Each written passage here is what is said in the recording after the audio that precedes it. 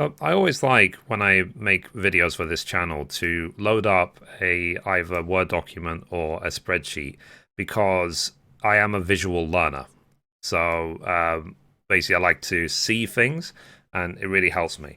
So going back to the topic at hand, why I don't own a car. So let's break this down into a couple of points. So let me put, for example, reasons.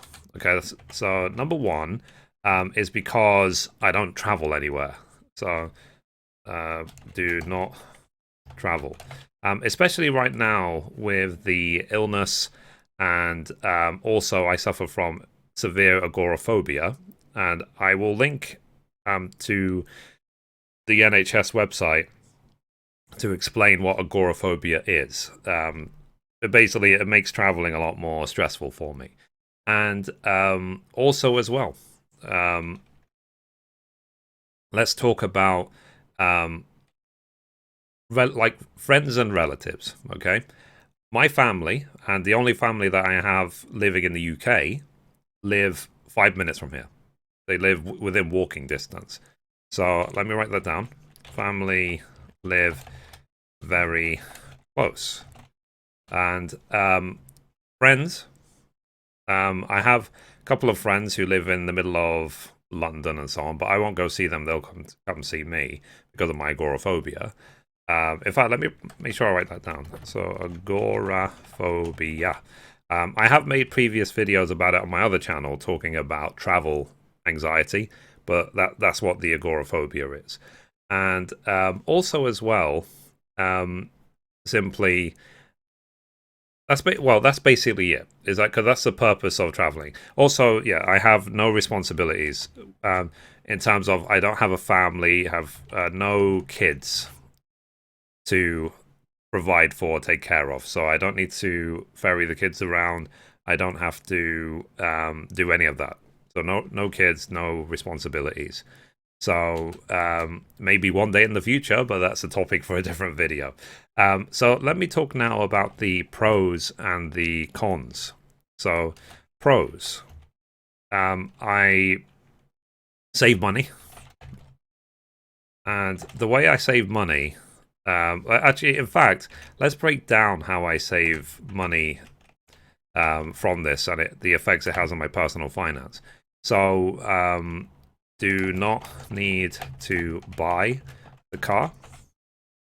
Do not need to maintain it because you have maintenance issues, tires are flattened, you need new tires, whatever. And when those sort of random events happen, they can get into the region of hundreds of pounds to maintain and fix a car. And then do not need to pay licensing. So we have, or tax. So there is tax. There's also do not need to pay insurance. Do not need to pay for petrol or oil, whatever you want to call it. So there's a lot that goes into not owning a car, basically. There's a lot of money to be saved. Also, I don't have to worry about the car depreciation. Do not need to worry about car lowering in value, because whenever you buy a car, I find that the game of owning a car ownership is the best car to get is one that will keep its value or keep most of its value for the longest period of time. But I've never ever heard of a car where if you buy it, your money will grow. So cars are like definitely not an investment. So to make money, but there is ways to save money on buying cars and so on, but that's not what this video is about. I'm just talking about why I don't own a car. So, and as you can see, there's a lot of pros of not owning a car. Sorry, I realized, yeah, you can see that. So, do not need to worry about a car being stolen or damaged. Because, for example, where I live right now, I don't have a garage, like if I did get it, I'd have to park on the side of the street. And at any time, someone could break in, try and steal it, key it, because, that was a thing a while ago and so on. So, and also not for the sake of my anxiety and so on, not having to worry about that is also really, really good. So now let's talk about the cons. So no freedom. So if I need to go somewhere, then traveling can be a bigger issue for me. So I have to rely on, for example, when I go to my parents' house each day, if I don't walk there, then usually a family member will come and pick me up. So, and then also there is no, even the basic stuff, like if I wanted to go grocery shopping, then that's a point, actually. I can put that in the reasons. Then I won't be able to go grocery shopping. But one of the reasons, like I said, that I don't own a car is because food shopping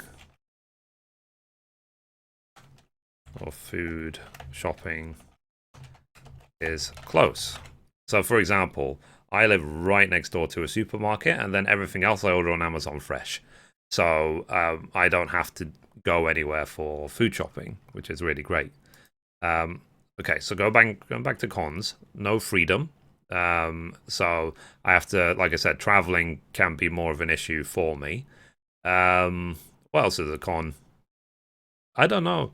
I don't know if you guys would want to talk about it being like almost like a status symbol, because I know that a lot of people spend a lot of time on their car, but I just really don't care.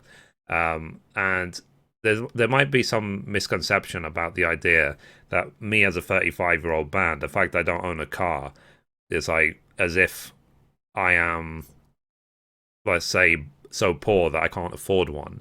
And that's not the case at all. I could have bought any car by now. It's just a case of I don't want one for the reasons I've explained. So, and I can't think of any other reason, any other cons. So, and from a personal finance point of view, there is so many pros for me to not own a car. Because all the time, for example, like in the UK, petrol is taxed at a very, very high number. Like petrol in the UK is incredibly expensive. And not having to pay for any petrol is great. And then, thankfully now with this sort of climate, like petrol prices have not increased for a long, long time, but they're still very, very high anyway.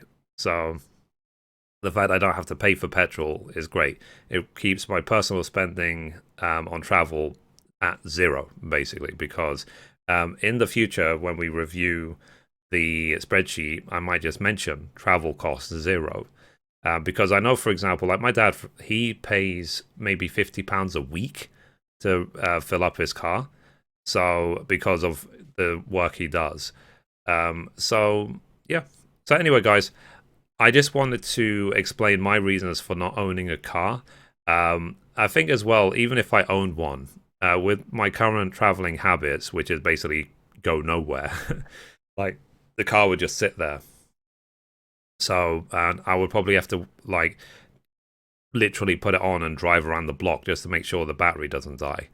So it's better for someone like me to not own one. But as you can see, there is so much money that I save by not owning a car.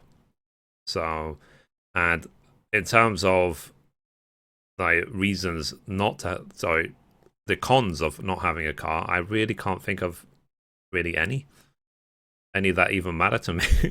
So the reason I'm making this video really is because I want to be able to explain how much money I can save from that.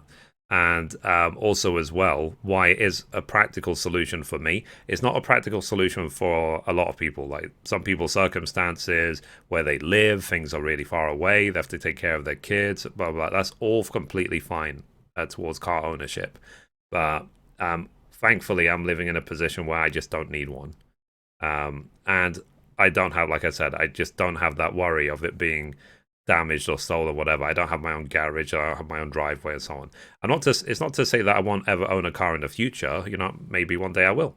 But even then, given how frugal I am just going to get the, most cheapest to run car that you can get. Like, I hope one day to be like Graham, where I can depreciate the value of the car so much that I end up paying next to nothing for it. I'm going to link a very interesting video he made on his channel where he was able to get a Tesla for like, was it like $70 a month? So, yeah. Anyway, guys, that's it for this video. I wanted to explain why I don't own a car and the effect it has on my personal finance, and more videos to come.